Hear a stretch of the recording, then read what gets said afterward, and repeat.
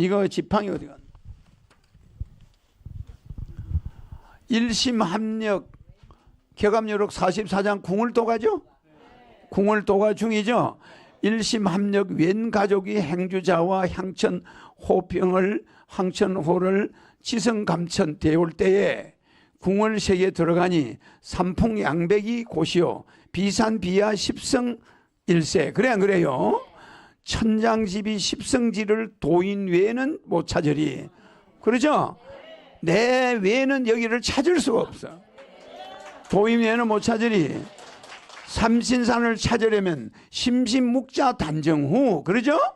삼신산은 고령산, 계명산, 수리산이야. 그 이름이 전부 신과 연관이 있나 없나? 계명, 세상을 밝게 한다. 수리산, 그래 안 그래? 닦을 수 이치를 닦는 산이다. 그러면 이 삼신산을 그중에 제일 큰 게 고령산이야. 영자는 고신산이라 이 말이야. 그 삼신산을 찾으면 심신묵자 단정후. 여기 나오죠? 단자, 요거 내가 이야기했죠? 또 여기 나오죠? 단정 후에 1조 3이 뜻을 알아 삼봉사나 반월선을 우선 먼저 찾아보소. 도사공의 십성일세. 한 군데가 십성지가 다 들어있는 거야. 십성지를 알라거든 일자종행. 일자종행이 뭐예요? 일자종행은 여러분한테 이게 일자의 종행. 맞아 안 맞아? 한글로 하면 요 일자의 종행이라. 종행은 위에서 아래로. 알겠죠? 일자는 이게 한일자를 말해. 십자가 맞아 안 맞아? 그 자가 오는 거예요. 그게 재림 예수야. 다시 들어봐.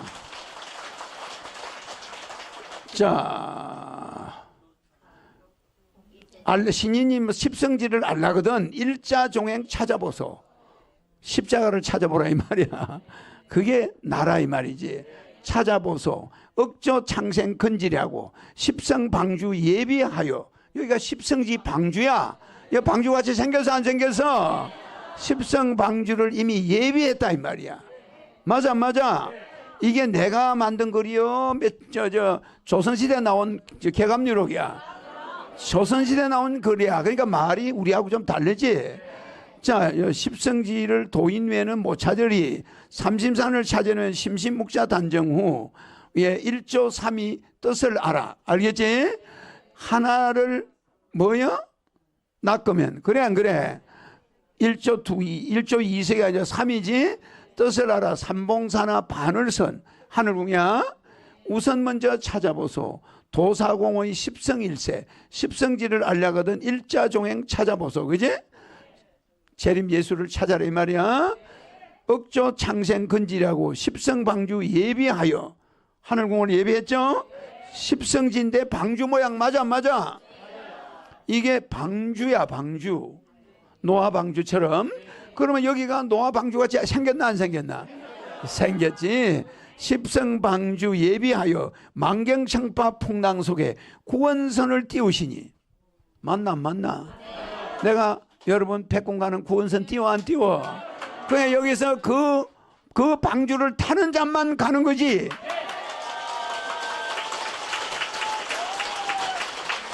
의심 말고 속히 타소? 맞아. 아주 말이 재밌지? 이게 조선시대 말이야. 의심하지 말고 속히 그 방주나 빨리 올라타라 이거야. 하늘궁에 가라 이 말이야. 뭐가 그렇게 의심이 많아? 머리 여러분 머리 굴려봐야 저 개미가 머리 굴리는 거야. 빨리 타소 그러지? 1조 3이 신이님의 권능 한 번에 축복 맹패 대천사 삼봉삼미. 여기는 이제 우리가 해석해 놓은 거야. 1조 3위는 신이님의 권능 한 번에 축복 명패 대천사. 그게 1조 3이야. 나를 만나버리면 한 번에 세계가 이루어져.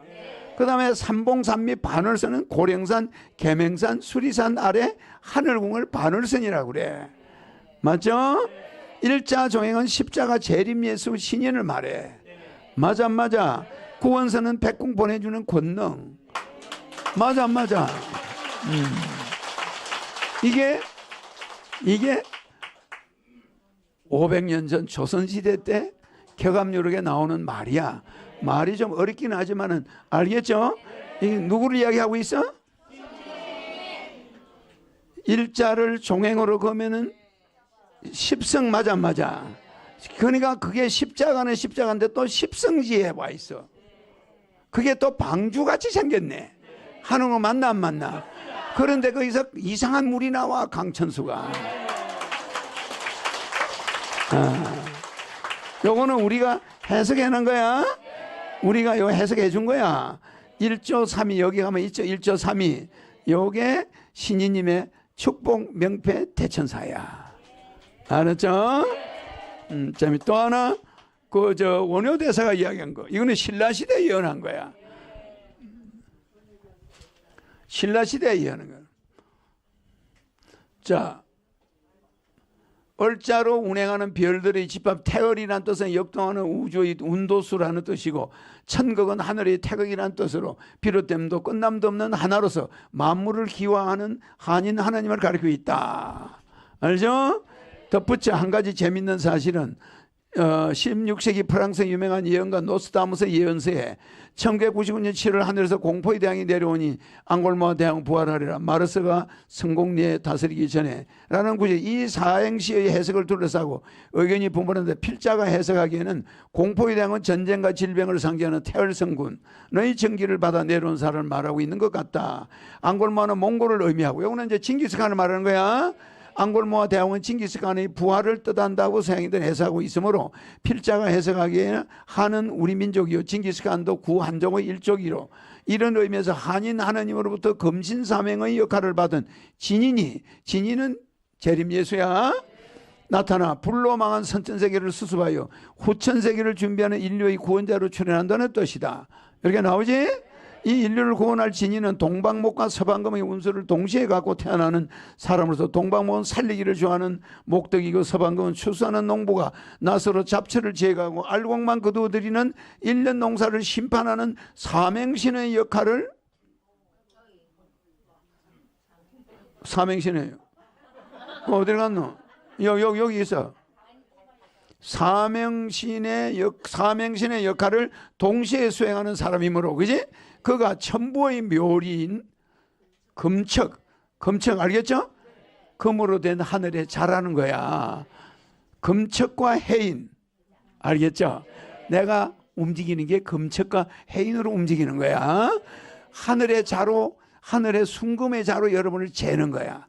그러니까 여러분은 아무리 법을 가지고 재봐야 이게 선한 자인지 악한 자인지 법원에서 재판하는 그건 재판이 아니야. 진짜 금척으로 여러분을 재는 거야. 그러면 여러분의 모든 게 석고대제에서 나타나. 석고대제를 말하는 거야. 금척은 이 금척과 해인, 알겠지? 내가 지금 떠들고 있는 게 이게 금척과 해인이야. 해인을 가지고 세계를 구제하는 진인이며 미륵이며 메시아며 그리스도인 것이다. 맞아. 구제하는 그리스도인 것이다. 그지? 나머지 16글자를 해석해 보자. 제1사정은 해방 혼란한 전국에 자기의 노선과 자기 이념과 따르며 바르게 된 주장하는 자칭 제왕들이 사방으로 넘쳐 흘렸어요. 6.25 때 해방되고 나서, 그죠? 간단히 하면 신생 대한민국의 배송이 너무 많아 배가 산으로 간다는 뜻이다. 그지? 실제로 해방 후 등록된 정당 사회단체에서는 무려 몇백 개가 넘어 모두가 독립운동을 했다고 자가선전을 하면서 자기들이 주장하는 노선을 따르면 대한민국이 지상낙원이 된다고 주장하는 자칭 타칭의 민족 지도자와 정치가와 우국지사들로 일대 사상 혼란을 겪어서 한 거겠어. 해방되고 나서 만주에서 와서 왔다고 하면 독립군이고. 맞아. 그러니까 이게 그렇게 미국에서 온 사람 치고 박사 아니면 병신이고, 중국에서 온 사람 치고 장군 아니면 덩신이고, 전부 무슨 장군, 독립운동 장군 했다고 그러고, 그지? 병신이고. 만주에서 온 사람 치고 독립투사 아니면 축신이라는 말이 나돌 정도로, 만주에서 온 사람은 전부 독립투사고, 중국에 온 사람은 전부 장군이야. 그리고 미국에서 온 사람은 전부 박사야. 그때 그래서. 그러니까 박사와 장군과 독립투사가 싸움판이 벌어진 게 해방 후야. 그래. 그런데 거기서 박사가 이겨. 이승만 박사가. 박사와 장군과 투사 중에 박사, 장군, 투사가 한판 붙은 게 해방 후야. 그러면 거기에서 박사가 이겨버린 거야. 맞잖아. 그래가지고 자칭 애국자, 자칭 제왕들이 많았던 것도 엄연한 사실이었다. 그지? 그럼에도 불구하고 남과 이활, 남쪽에 가면 살고 북쪽으로 가면 죽는다는 뜻이야. 남과 이활, 즉 남쪽은 살 길이 열린다는 축복으로 하나님은 혼란스러운 신생 대한민국에 살 길을 미리 예정해 놓았다. 그때 내가 태어나서 남과 이활을 만들어 놓은 거야. 저 부산 쪽으로 간 놈은 다 사는 거야.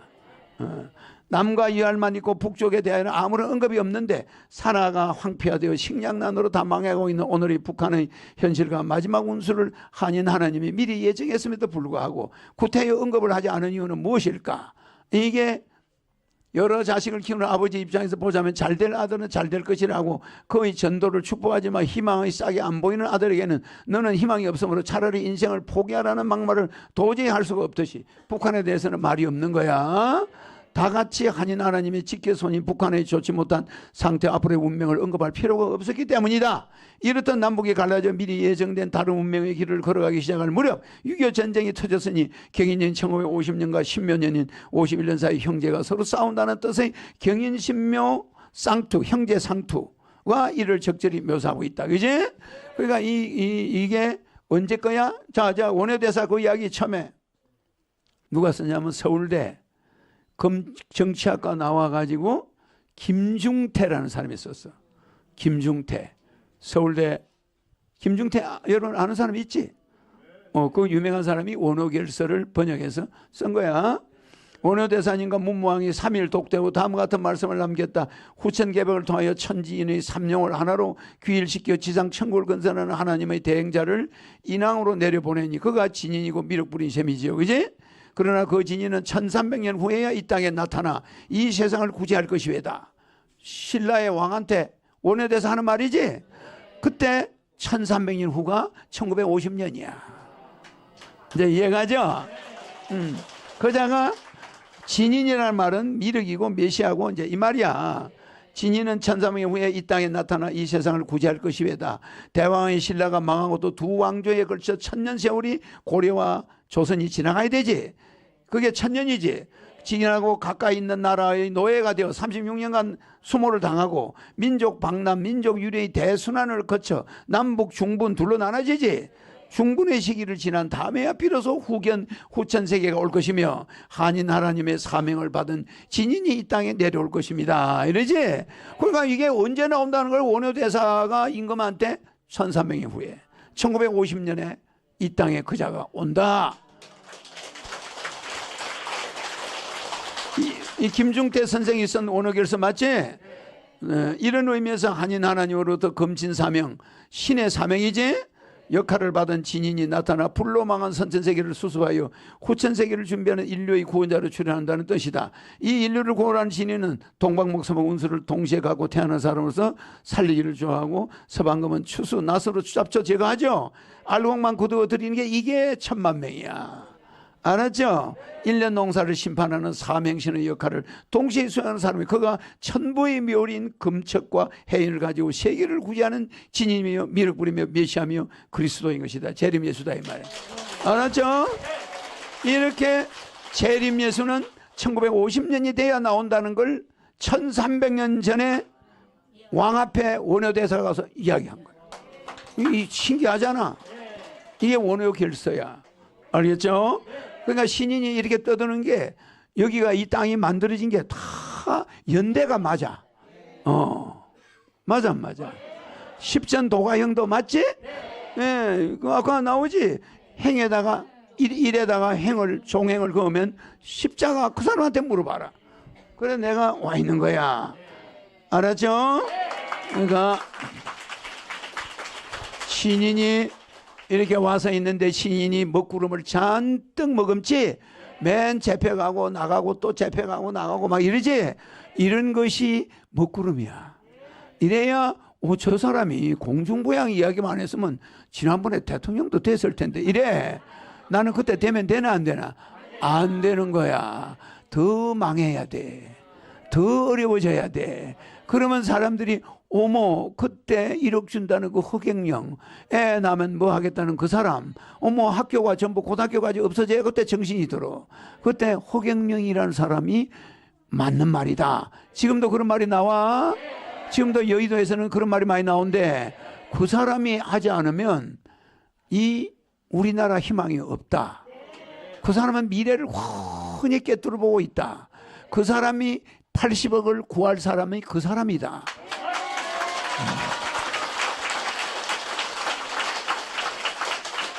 알겠죠?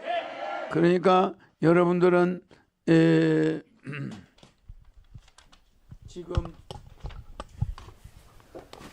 일자 종행이 뭔지 알겠죠? 네. 십자가야, 십자가.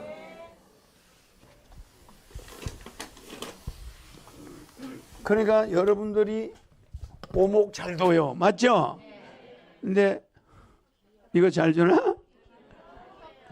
혁기 잘 두나? 여러분 바둑은 9단 끝이 없어요. 그래서 바둑판을 탁 보면은 그 361개 모든 점을 다 읽고 있어. 그 바둑 9단이야. 그럼 그걸 입신이라고 그래. 신의 경지에 갔다.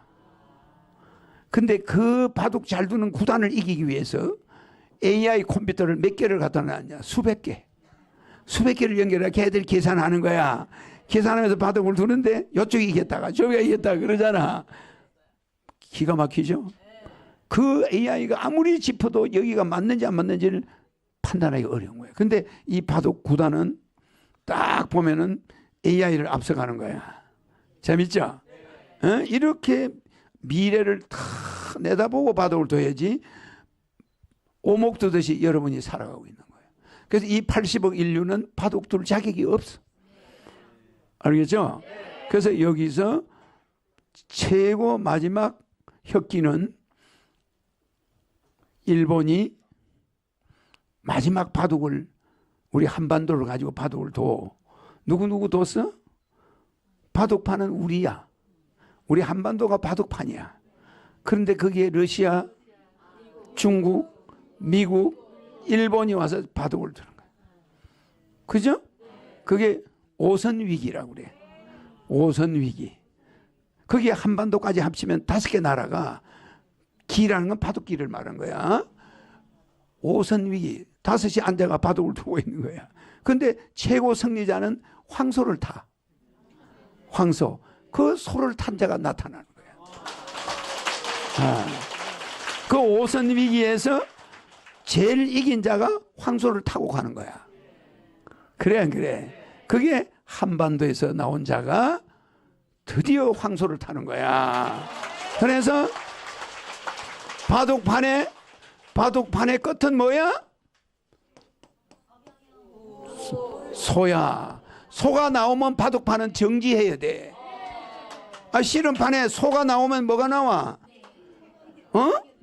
씨름판에서 소가 나타나면 씨름이 끝난 거야. 맞아.